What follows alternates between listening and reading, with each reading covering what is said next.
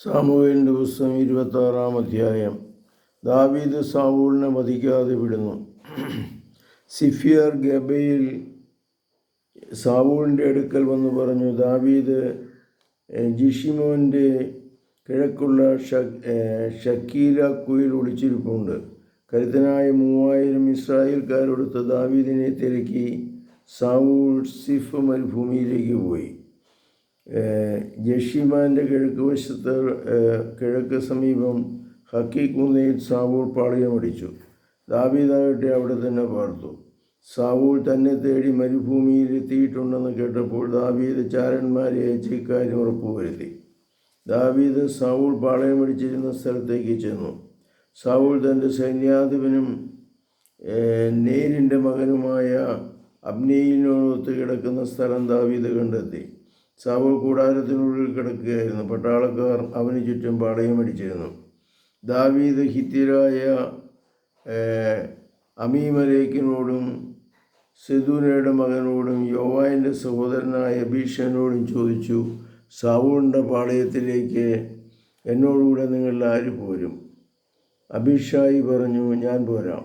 ദാവീദും അബീശായും രാത്രിയിൽ സൈന്യത്തിൻ്റെ അടുക്കലെത്തി. സാവൂൾ തൻ്റെ കുന്തം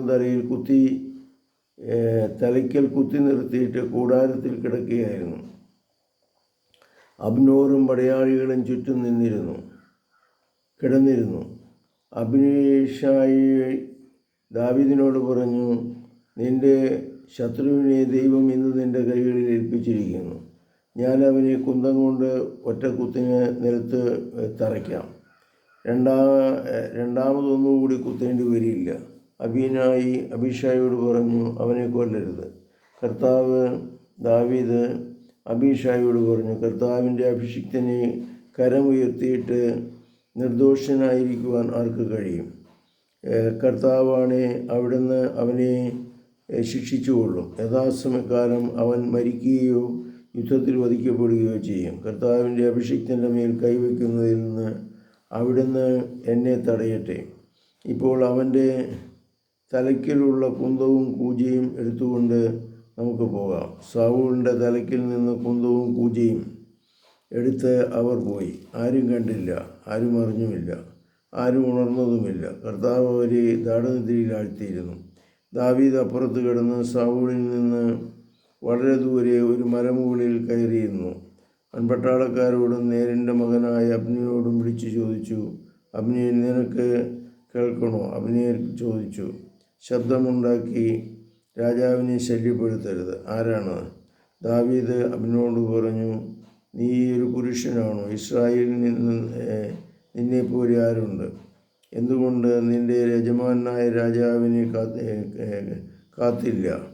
നിൻ്റെ യജമാനായ രാജാവിനെ കൊല്ലാൻ ജനത്തിനൊരുവൻ അവിടെ വന്നിരുന്നല്ലോ. നീ ഈ ചെയ്തിട്ട് ഒട്ടും ശരിയായില്ല. തീർച്ചയായും നീ വധിക്കപ്പെടേണ്ടവനാണ്. കർത്താവിൻ്റെ അഭിഷിക്തനും നിൻ്റെ യജമാനുമായ രാജാവിനെ നീ കാത്തില്ല. രാജാവിൻ്റെ തലയ്ക്കിരുന്ന കുന്തവും കൂജയും എവിടെയെന്ന് നോക്കുക. സാവൂൾ ദാവീദിൻ്റെ സ്വരം തിരിച്ചറിഞ്ഞിട്ട് ചോദിച്ചു, മകനെ ദാവീദേ, ഇത് നിൻ്റെ സ്വരം തന്നെയോ? ദാവീദ് പറഞ്ഞു, രാജാവേ, എൻ്റെ സ്വരം തന്നെ. യജമാനായ അങ്ങ് എന്തിന് ഈ ദാസനെ തേടി നടക്കുന്നു? ഞാൻ എന്തു ചെയ്തു? എന്തു കുറ്റമാണ് എൻ്റെ പേരിലുള്ളത്?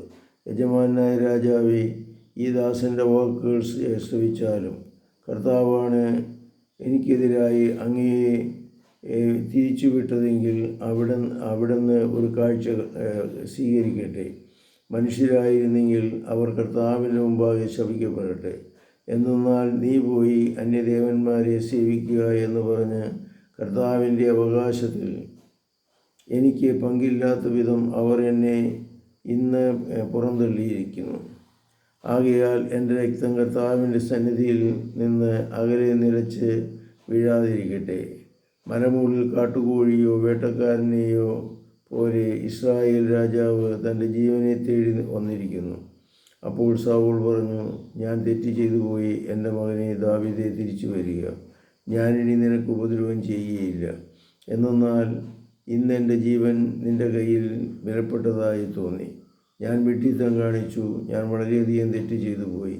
ദാവീദ് പറഞ്ഞു, രാജാവേ, ഇതാ കുന്തം, ദാസന്മാരിൽ ഒരുവൻ വന്ന് അത് കൊണ്ടുപോയിക്കൊള്ളട്ടെ.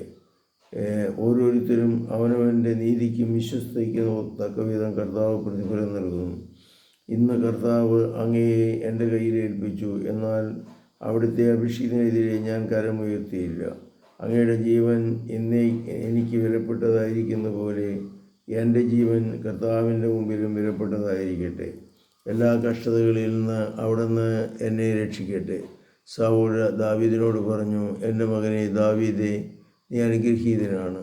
നീ ചെയ്യുന്ന എല്ലാ കാര്യവും വിജയിക്കും. ദാവീദ് അവൻ്റെ വഴിക്ക് പോയി സൗൽ കൊട്ടാരത്തിലേക്ക് മടങ്ങി. ഇത്രയുമാണ് ഈ വീഡിയോയിലുള്ളത്. കർത്താവെ അനുഗ്രഹിക്കണമേ, സുഖപ്പെടുത്തണമേ, ശക്തിപ്പെടുത്തണമേ. പരിശുദ്ധ പരമദൈവികാരുണ്യത്തിന് നേരവും ആരാധനയും സ്തുതിയും പുകഴ്ചയും ഉണ്ടായിരിക്കട്ടെ. ഈശോ മിശിഹായ്ക്കും സ്തുതിയായിരിക്കട്ടെ.